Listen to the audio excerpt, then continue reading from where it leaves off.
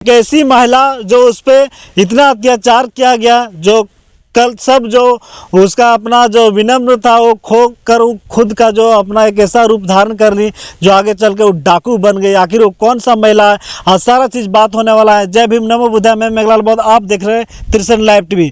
बात है फूलन देवी, जो आपने कहीं ना कहीं सुने होंगे, चाहे डाकू के नाम से चाहे महिला के नाम से। फूलन देवी आज जो सो पूरे भारत देश में विख्यात है, लेकिन उसको गलत नज़र से मनुवाद लोग अक्सर उसको प्रख्यात कर दिया गया। तो उसी पे सारा चीज़ बात होने वाला है, क्योंकि आज जो शहादत दिवस है फूलन देवी के, और पूरा बहुजन समाज लोग उसको याद कर रहा है। तो आखिर क्या है फूलन देवी का जो मामला, आखिर उनसे जानना चाहेंगे कि फूलन देवी का जीवन के बारे में जो हमारे दर्शक अभी तक नहीं जानते और उनके दिमाग में भी एक गलत छवि बैठा हुआ। तो इसके बारे में थोड़ा हमारे दर्शकों को बताइए।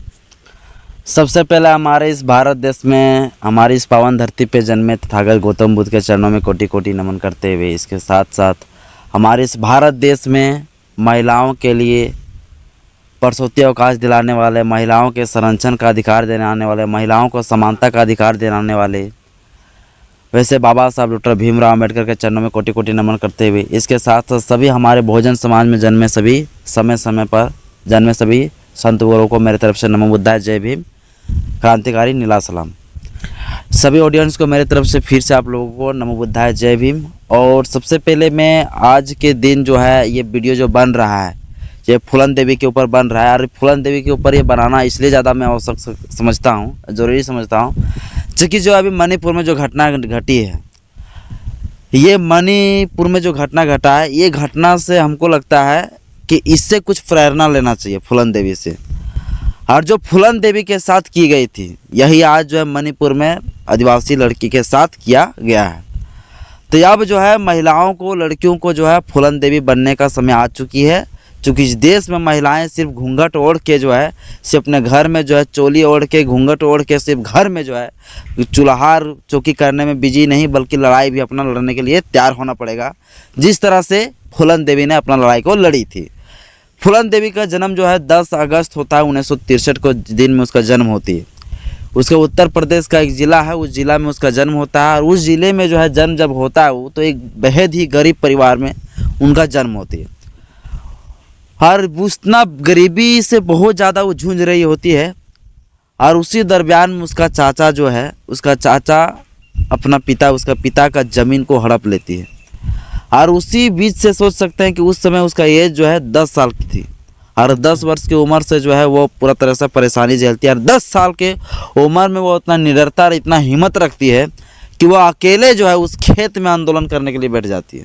फूलन देवी, हाँ, फूलन देवी इतना निडरता के बचपन से ही, हाँ बचपन से ही वो उसी तरह थी, और अपना चाचा के खिलाफ में वो लड़ाई लड़ती है। यानी कि एक तो अपना परिवार से लड़ाई लड़ना, और परिवार से लेकर ठाकुरों तक लड़ाई लड़ना, ब्राह्मणों से लड़ाई लड़ना, पूरा समाज से लड़ाई लड़के इस देश का जो है सर्वोच्च सांसद तक बन जाना, ये बहुत बड़ा मतलब एक चुनौती का सामना उसको करना पड़ा।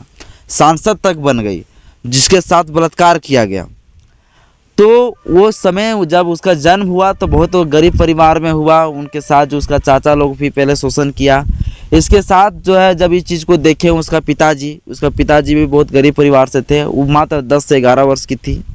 उनका शादी जो है करा दिया गया एक 30 से 35 वर्ष के लड़का के साथ। किसको? फूलन देवी। फूलन देवी को। और फूलन देवी 11 वर्ष का थी, और उसका शादी हो गया डबल ईयर्स के आने के लड़का के साथ उनका शादी कर दिया गया। तो शादी नहीं करना चाहती थी, काफ़ी इसका विरोध किया वो कि मैं शादी नहीं करना चाहती हूँ। देखो दोस्तों, फूलन देवी के बारे में जानना बहुत जरूरी, क्योंकि महिलाओं पे जिस तरह अत्याचार होते जा रहा है, आज अगर महिलाएं जागरूक नहीं हो पाई और अपने हक अधिकार के लिए नहीं लड़ पाई तो फिर वही होने वाला है मणिपुर के जैसा। तो फूलन देवी कहीं ना कहीं बनना पड़ेगा।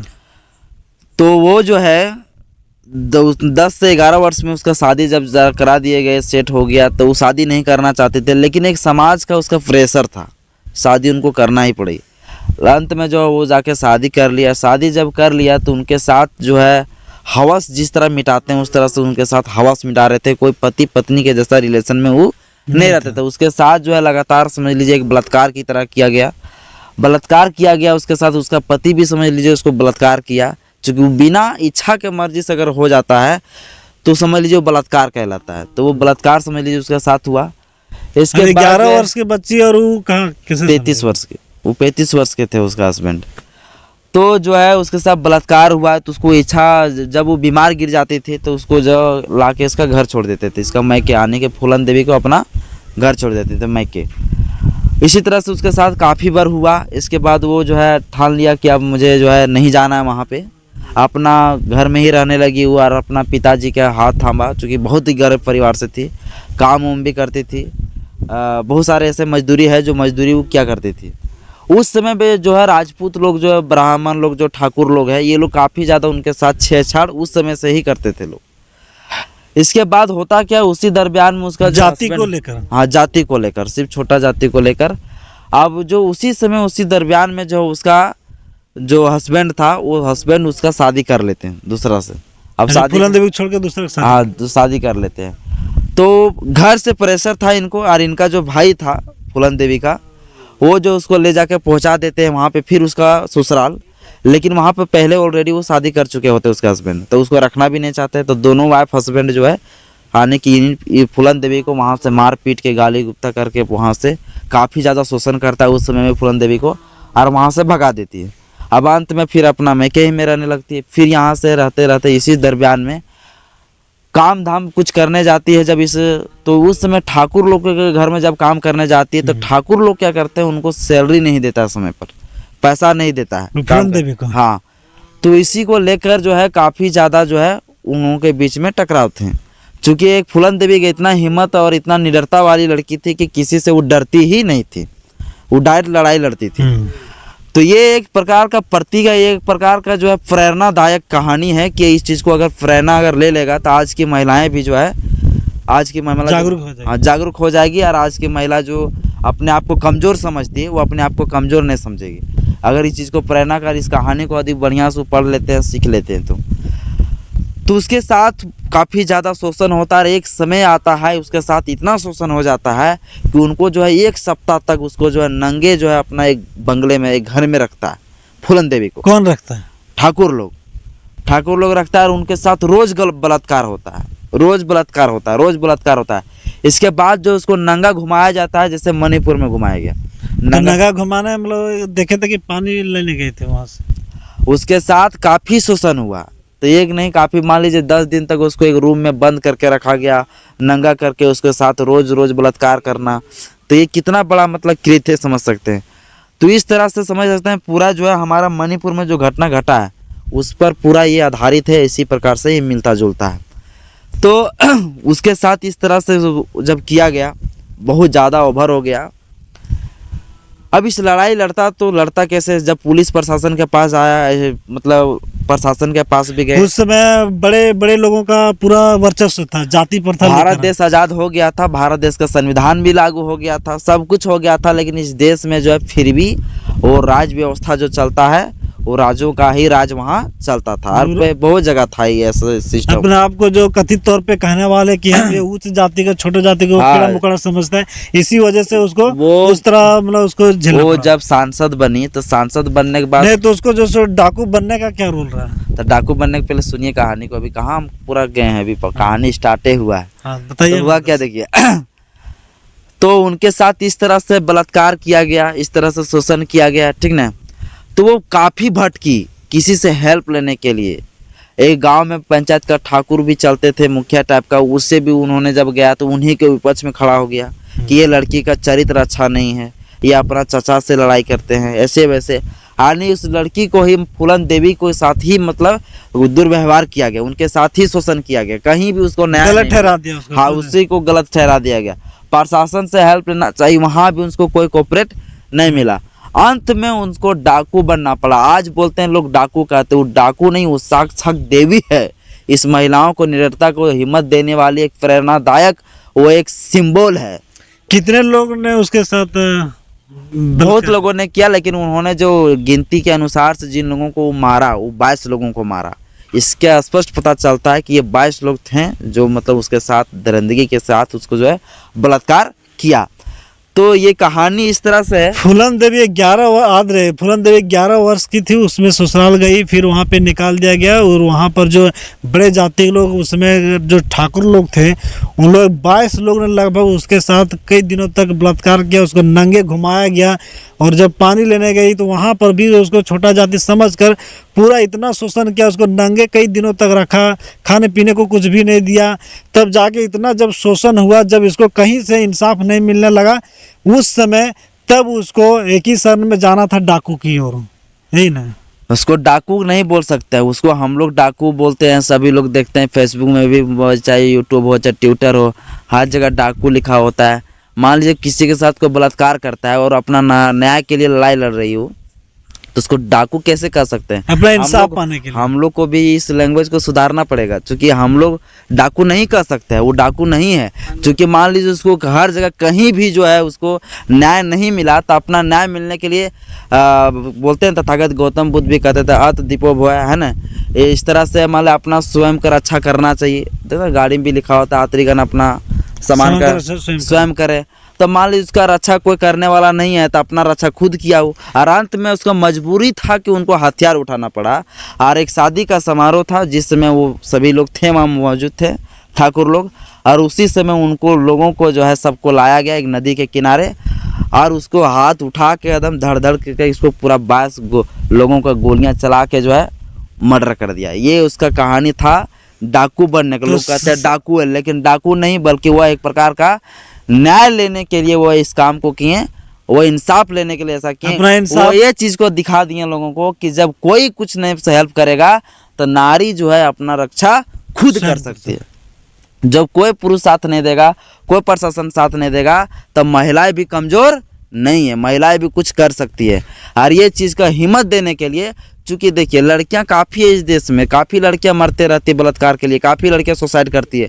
लेकिन उसका एक ऐसा सोच थी कि लड़कियां तो काफ़ी बलात्कार की वजह से मर जाती है, लड़कियां तो काफ़ी शोषण की वजह से ही कर लेती है, लेकिन लड़ाई लड़ने वाली लड़कियां आज तक कोई पैदा नहीं हुआ। इसकी चुनौती दे के लड़ाई लड़ना पड़ेगा। इसीलिए बाबा साहब अम्बेडकर ने भी कहा है, जुल्म करने वाले से ज़्यादा जो जुल्म सहने वाले गुनहगार होता है, जुल्म करने वाले से ज़्यादा जुल्म सहने वाला गुनहगार होता है। तो फूलन देवी से कहीं ना कहीं कुछ सीखने का है और उससे प्रेरणा लेके अपने आत्मरक्षा खुद से आज करना का चाहिए। जो समय चल रहा है, आज का जो दौर चल रहा है, इस दौर में जो उसका है सफर कैसे रहा सांसद बनने का। हाँ सुनिए, तब उसको जब इस तरह से जब उस 22 लोगों को जब ये कर दिया, तो पहले तो उनके साथ जो बलात्कार किया उसको चुन चुन के उसको मौत के घाट उतारा। चुन कर एकदम पूरा खतरनाक उसको मत मारा, ठीक है। इसके बाद उसका प्रचंड पूरा भारत में नहीं, एशिया पूरा यूरोप तक उसका प्रचंड लहर गया। एक एक व्यक्ति, एक एक बच्चा फूलन देवी को जानने लगा। इसके साथ जो है फिर उनको जो है 11 साल की सज़ा हो गई। 11 साल वो जेल में रही। 11 साल के बाद जब उसको निकाल दिया गया जेल से, उस समय निकाला गया, उस समय जो है मुलायम सिंह यादव जो थे, जब 1994 में जब वो निकले जेल से, इसके बाद 1994 में वो जो है मुलायम सिंह यादव के पार्टी में वो घुसी। अब मुलायम सिंह यादव उसको सीट दिए और सांसद का चुनाव लड़ी, और 1996 में फाइनल जाके यह सांसद बन गई। और सांसद जब वो बन गई, जब वो जेल से निकाला गया था, जब सरकार उसे जेल से निकाला, तो काफ़ी लोग देश में विरोध हुआ था कि एक डाकू को जेल से निकाल दिया गया। लेकिन जहाँ भी जो सभा में भी जो है फूलन देवी अपना भाषण को देती है, वहाँ हर समय बोलता है कि मैं डाकू किस तरह से हूँ, क्या मेरा 4 पैर है, क्या मैं अपना इंसाफ लेने के लिए, मैं अपना कोई मुझे इंसाफ नहीं दिया, तो मतलब जो है मैं खुद अपना रक्षा करने के लिए मैंने इस काम को किया। महिलाएं कमज़ोर नहीं है, ये चीज़ दिखाने के लिए मैंने इस चीज़ काम किया, और मुझे लोग डाकू कहते हैं। वो डाकू नहीं है, आज भी मैं कहता हूँ। अगर लोग कहते हैं, आप लोग कहते हैं अगर डाकू है, तो नहीं है। वो एक हिम्मत देने वाली, प्रेरणा देने वाली एक प्रकार का सिंबल बन के आई है वो हमारी फूलन देवी। अभी जो फूलन देवी बनने की जरूरत पड़ गया है मणिपुर वाला घटना में। तो मनुवाद मीडिया ने अक्सर घोषित कर दिया समाज में कि फूलन देवी एक डाकू थी। फूलन देवी डाकू नहीं है। फूलन देवी अपने जुल्म अत्याचार के खिलाफ एक जंग आवाज लड़ी है। बिल्कुल सही बात बोले। तो उसका फिर उसको मृत्यु कैसे हो गया, उसको हत्या उसका मृत्यु होने का भी जो यहाँ साजिश हुआ। साजिश कैसे हुआ, एक ठाकुर था, उसका नाम भूल जा रहे हैं, थोड़ा हम, ठीक ना। तो वो राणा करके उसका पूरा नाम था, वो ठाकुर ही है। वो व्यक्ति क्या किया, इसका एक संगठन चलती थी। किसका? वही ठाकुर। नहीं, ठाकुर का संगठन नहीं, फूलन देवी के संगठन चलते थे। उस अच्छा। संगठन में वो जुड़ने के लिए वो ठाकुर आए हुए थे उसका घर, अच्छा जहाँ पे उस समय वो सांसद थी, वो सांसद के पद में ही थी वो। अच्छा और उस समय वो आए, बड़ा नेता लीडर में थे वो, ठीक है, सिंह में थे वो, सिंह राणा करके उसका नाम था पूरा। वो आए उसके घर, इसके बाद उसके साथ काफ़ी ज़्यादा इज्जत सम्मान उसको किया गया। मतलब फूलन देवी खीर बनाए, उनको खिलाए पिलाए, बोला कि मैं आपका संगठन में जुड़ना चाहता हूँ, मैं आपके पार्टी के साथ मिल के रहना चाहता हूँ। फूलन देवी भी सोची बहुत अच्छी बात है, बहुत अच्छा सा बातचीत हुआ। इसके बाद जो वहाँ से क्या हुआ, जैसे वो जाने लगे, रिटर्न जाने लगे वो व्यक्ति, इसके बाद फूलन देवी भी थोड़ा पीछे, मतलब पीछे पीछे गया। जैसे कोई भी हाँ। रिलेशन वाला कोई आता है तो थोड़ा पीछे पीछे जाता है ये लोग, हाँ। ठीक ना। थोड़ा दरवाजे तक निकली वो भी साथ में, जिसमें वो साथ में दरवाजे पास निकले, उसी समय गोलियां से 6 राउंड गोलियां चला कर उसको गोली मार दिया गया। कौन और वही? हाँ वही, जो उसका पार्टी में, उसका संगठन में शामिल होने के लिए पहुंचे थे। हाँ, और उस समय वो बहुत खुशियां मनाया, क्योंकि जो हमारे ब्राह्मण, हमारे स्वर्ण लोगों को, जो 22 लोगों को जो मर्डर किया था, आज मैंने वो चीज़ को बदला ले लिया। यानी कि एक जासूसी तरीके से, एक षड्यंत्र के माध्यम से उसको मार डाला। मनुवादों का अक्सर तो यही चाल होता है कि उसी के साथ घुस के उसको हत्या कर देना। उसी के साथ में उसका उम्र कैद की सज़ा हो गया है। जो व्यक्ति मारा उसका आजीवन कारावास है, जब तक वो मर नहीं जाता है वो जेल से निकलेगा भी नहीं। हालांकि फूलन देवी जब इस तरह से करके गई, फूलन देवी ने एक इतिहास रच के गया, लेकिन वो व्यक्ति जिनने उनका मर्डर किया है उसका आजीवन कारावास, और वो ज़िंदगी भर जब तक वो बुढ़ा नहीं हो जाएगा वो जेल में ही सड़ता रहेगा। मैं एक चीज़ कहना चाहता हूँ कि अभी समाज को क्या कहना चाहते हैं? समाज को यही कहना, खास कर महिलाओं को। महिलाओं को यही चीज़ कहना चाहता हूँ कि महिलाएं, आप जो है अपना आप को समझते हैं कि काली हो, मैं दुर्गा हूँ, मैं साक्षात देवी हूँ। आप देवी दुर्गा कुछ नहीं हो। आपको देवी दुर्गा बनने पर आपको कोई शोषण से आपको होने से नहीं रोक सकता है, क्योंकि आप देवी या दुर्गा अभी तक आप लोग समझ रहे थे। अभी तक जब आप देवी या दुर्गा अपने आप को समझते रहे, तब तक पूरा भारत देश में अगर देखा जाए आंकड़ा, तो कितने सारे जो है बलात्कार, कितने सारे रेप, कितने सारे महिलाओं के साथ शोषण, कितने सारे महिलाओं को नंगा करके घुमाया जाता है, कितने सारे महिलाओं के साथ जबरन जो है उसके साथ ज़बरदस्ती करके उसके साथ शोषण किया जाता है, कितने सारे नौकरी से उसे हटा दिया जाता है, लड़कियों सोच के उसके साथ जो है भेदभाव किया जाता है। तो जब तक आप अपने आप को जो है एक देवी देता है, अभी अपने आप को देवी दुर्गा का रूप बताइएगा, काली का रूप बताइएगा, तब तक आपके साथ जो है शोषण होते रहेगा। और जिस दिन आप अपने आप को माता सावित्रीबाई फुले और इधर बन जाइएगा फूलन देवी, झलकारी बाई, उस दिन इस देश में आपके साथ जो है एक गलत नज़रिए से देखने के लिए भी सोचना पड़ेगा किसी को। जुल्म अत्याचार होना बंद हो जाएगा। फूलन देवी कौन सा समाज के थे? फूलन देवी देखिए, समाज की अगर बात आता है तो मल्हा समाज की थी, और हर स्टेट में मल्हा को जो है कहीं एससी में रखा गया है तो कहीं एसटी में, लेकिन अभी तक ओबीसी में रखा गया है। इतना बड़ा इतिहास होने के बावजूद भी मल्हा समाज अभी फूलन देवी के बारे में जान नहीं पा रहा है। यही तो अंधविश्वास है। चूंकि देखिए, सबसे पहले जो है लोग पढ़ते लिखते नहीं है, सबसे बड़ा ये अभाव है। लोगों के साथ जब शोषण होता है तो शोषण होने के बाद जो है वो ढूंढते हैं मेरा कहाँ क्या इतिहास रहा है, नहीं रहा है, फिर भी वो नहीं जानना चाहते। उसको जबरन बताया जाता है कि आपको ये बनना पड़ेगा, देखिए ये ऐसा करके गया। अभी मणिपुर में जो घटना घटा है, अगर मणिपुर में ये जो घटना घटा है, इससे स्पष्ट पता चलता है कि अब जो है महिलाओं को जो है फूलन देवी बनने की आवश्यकता है, और अब बनना पड़ेगा, और इस देश के सभी लड़कियों को बनना पड़ेगा।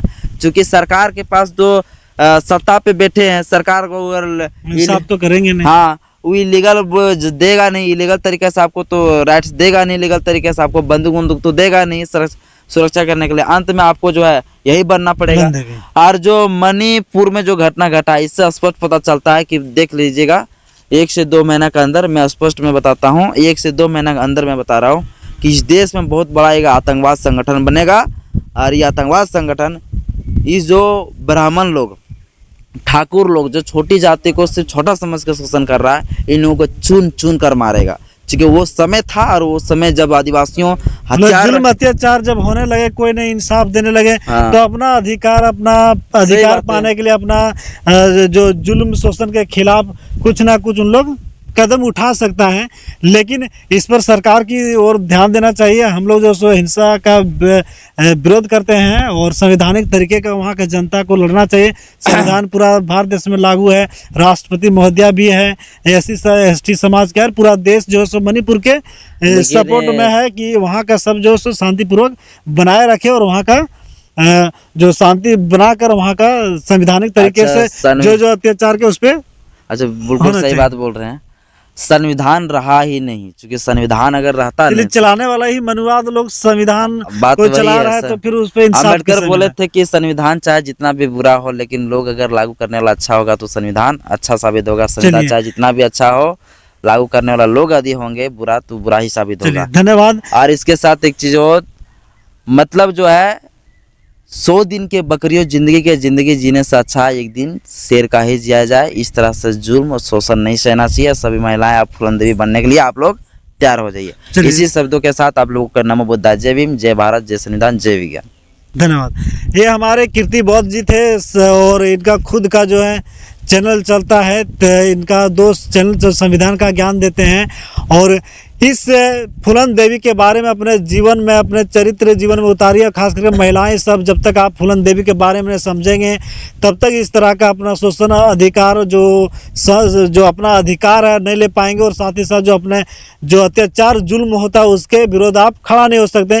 तो कहीं ना कहीं समाज को फूलन देवी से प्रेरणा लेने की जरूरत है, और खास करके महिलाओं को जो दिमाग में बैठा हुआ कि फूलन देवी एक डाकू है, या तो समाज जो पूरा समाज में फैला हुआ कि फूलन देवी एक डाकू नहीं है, वो एक कोई इंसान थी और वो अपने जुल्म अत्याचार के खिलाफ का एक जंग लड़ने के लिए आवाज़ बनी थी, और इस तरह का वो घटना किया हुआ। तो आज जो शहादत दिवस था फूलन देवी का, और पूरा देश बहुजन समाज के दो लोग जैसे जैसे पढ़ रहे हैं, लिख रहे हैं, समझ रहे हैं, वैसे वैसे अपना महापुरुषों को याद कर रहे हैं, और साथ ही जो फूलन देवी को भी जो उन लोग को याद कर रहे हैं, और फूलन देवी के जीवन के चरित्र को अपने जीवन में उतारने के भी काम कर रहा है। तो आज हमारे त्रिशूल लाइव टीवी की ओर से भी फूलन देवी के शहादत दिवस में कोटि कोटि नमन है। जय भीम, नमो बुद्धाय। यदि हमारे चैनल में पहली बार विजिट किए तो इस चैनल को सब्सक्राइब करके बहुजन मीडिया को मजबूत जरूर करें। जय भीम, नमो बुद्धाय।